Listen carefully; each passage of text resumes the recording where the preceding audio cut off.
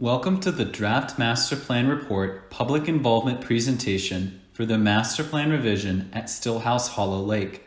The Corps has been working for the past year to revise the Stillhouse Hollow Lake Master Plan, and we now have a draft revision ready for public review. Normally, the Corps would hold face-to-face public workshops to announce the draft, but the COVID-19 pandemic has made it necessary to conduct our public involvement effort online. Following the slideshow, I urge you to read the Draft 2021 Revised Master Plan and the related appendices, as well as the 1975 Master Plan, to see where we have been compared to where we are going. All the documents you will need for the review are posted on the USACE Fort Worth District website at the link provided later in this presentation. Public and stakeholder involvement is critical to the success of the Master Plan revision. Thank you for taking the time to view this website and listen to this presentation. The primary purpose of this presentation is to publicly announce the availability of the Draft Master Plan and accompanying environmental assessment for public review and comment. This presentation will highlight the main proposed changes from prior master plans to the current draft. The Draft Master Plan and environmental assessment will be available for public comment for 30 days, beginning February 24th, 2021, and ending March 26, 2021. This presentation is available in the following formats: a PDF version on this website that can be read, and a video that is posted to a YouTube link provided on the website.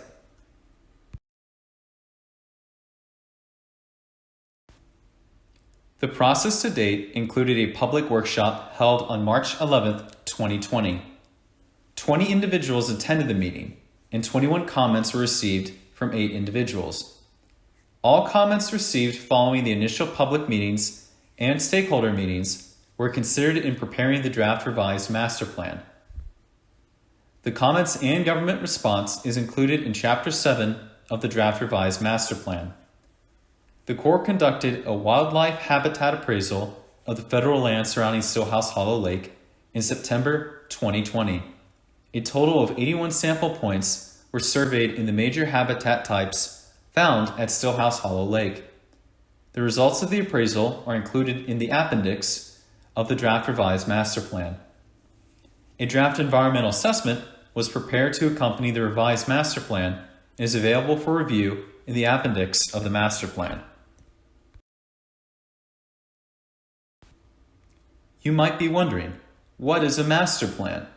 The master plan is the document that will guide the land use and management of the project for the next 25 years, while adhering to all applicable federal laws, including the National Environmental Policy Act, or NEPA. The focus of the plan is the designation of land classifications with corresponding management plans, as well as establishing resource management objectives. The key to a successful master plan is public involvement. Participation, in the form of providing written comments, is how you can help.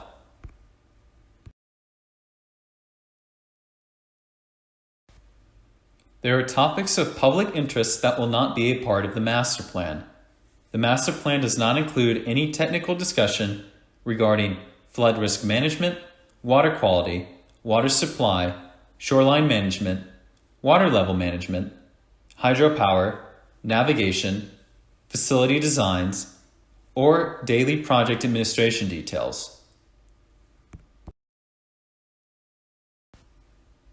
Listed on the slide are the principal changes from the current master plan to the draft revised master plan.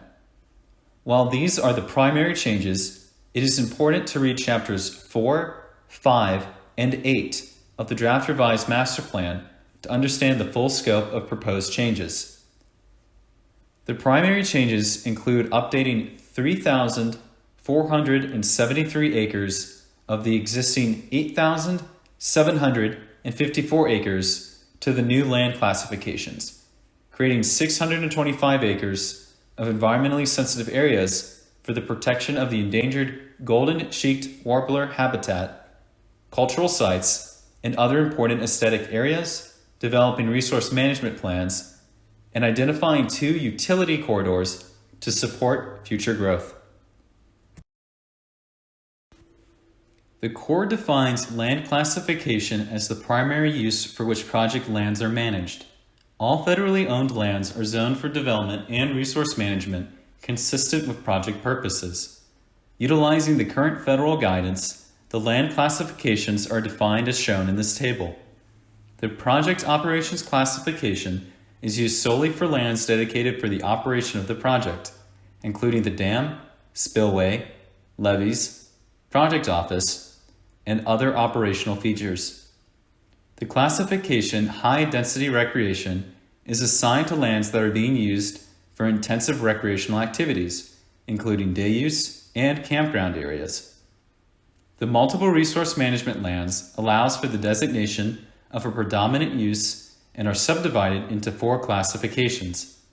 All 4 classifications essentially allow for similar activities to occur, but are managed with a particular emphasis, including low-density recreation, wildlife management, vegetative management, and inactive or future recreation areas. The protection of environmentally sensitive areas is given priority and are for lands with unique scientific, ecological, cultural, or aesthetic features. Examples include endangered species habitat, scenic shorelines, and rare and unique plant communities, to mention a few. This slide shows the proposed acreage changes from the prior 1975 land classifications to the new land classifications. These proposed changes are described in more detail in Chapter 8 of the revised master plan. Rather than listing the type and extent of each change, it is recommended that everyone read the PDF version of this presentation posted on this website and read chapters 4, 5, and 8 of the draft revised master plan to gain a full understanding of the proposed land classification changes. Briefly, the changes are as follows. Project operations, PO. Project operations were decreased by 127 acres, most of which were converted to environmentally sensitive areas with some minor adjustments based on improved GIS technology. High Density Recreation, HDR. High Density Recreation acres were decreased by 952 acres based on an evaluation of historic use and future needs. 252 of these acres changed to environmentally sensitive areas. The conversion of these lands is not expected to have an impact on current high-density recreation at the lake. Environmentally sensitive areas, ESA. Environmentally sensitive areas, lands given the highest order of protection among possible land classifications, were created to take in the existing natural areas and convert acres from project operations, high-density recreation, low-density recreation, and wildlife management areas, primarily for the protection of the golden-cheeked warbler habitat. The conversion of these lands will have little to no effect on current or projected public use. Multiple Resource Management lands, MRML. Multiple resource management lands were redistributed to align with historic and projected uses. This included a decrease in low-density recreation, an increase in the wildlife areas, and a 414 acres area set aside for potential future recreational development. The goals and objectives listed on this slide differ from the goals and objectives developed for the 1975 Master Plan. For a complete description of these revised goals and objectives, please review Chapter 3 of the revised draft master plan. NEPA is the National Environmental Policy Act. Compliance with NEPA is required during the master plan revision process. NEPA is required so that federal agencies give proper consideration to the environment prior to undertaking a federal action. Scoping during NEPA involves the public in the decision-making process, while documenting the process by which federal agencies make informed decisions. The NEPA process provides the public with the opportunity to ask questions and comment on the potential impacts of proposed federal actions. It also includes comments from other federal, state and local governments, and tribal nations. It is emphasized that the proposed action is the revision of the master plan, and the environmental assessment will assess the impacts of that action. The environmental assessment identifies possible alternatives, including a no action alternative, and will describe which alternative is the preferred alternative. Basically, the revision of the master plan triggers the need to prepare an environmental assessment. A draft environmental assessment has been prepared and is included as an appendix to the master plan revision. The revision process includes 3 phases: scoping, draft, and final.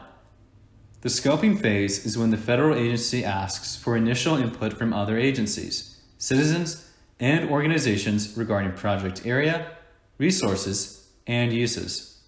This phase was completed March 12th through April 12th, 2020.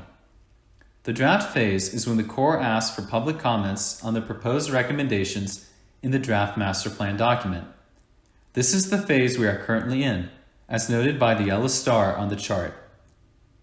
The final phase is when the Corps incorporates public comments from the draft review into a final master plan document.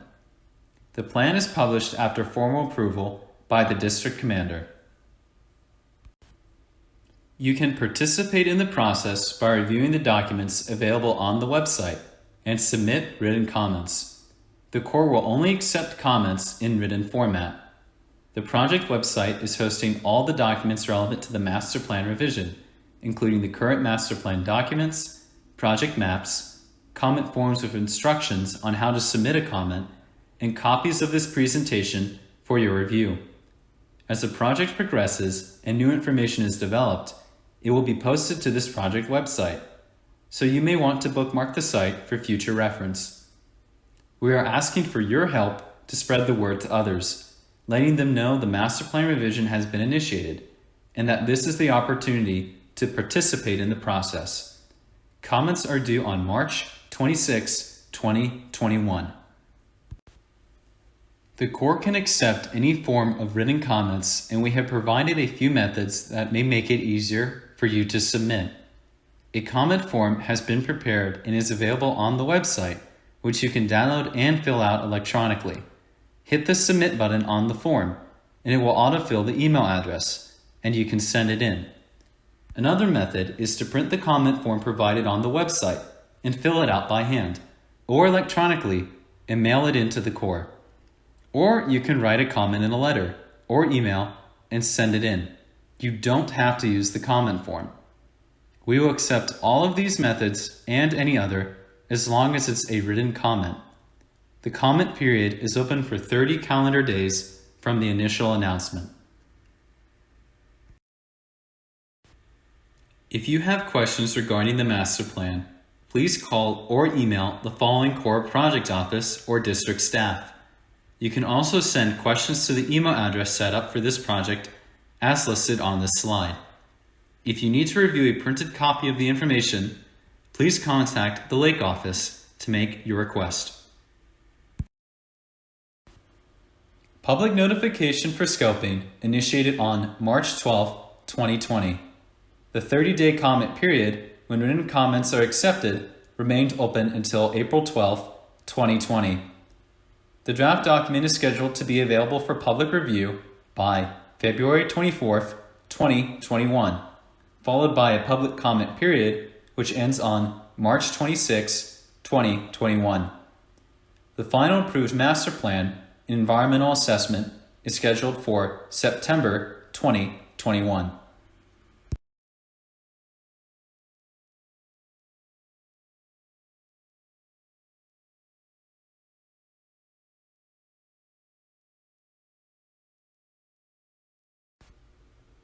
Thank you for viewing this presentation and participating in the master plan revision process at Stillhouse Hollow Lake. Project documents are available at this website. Please send your comments to the email address or USACE office address listed here. Thank you.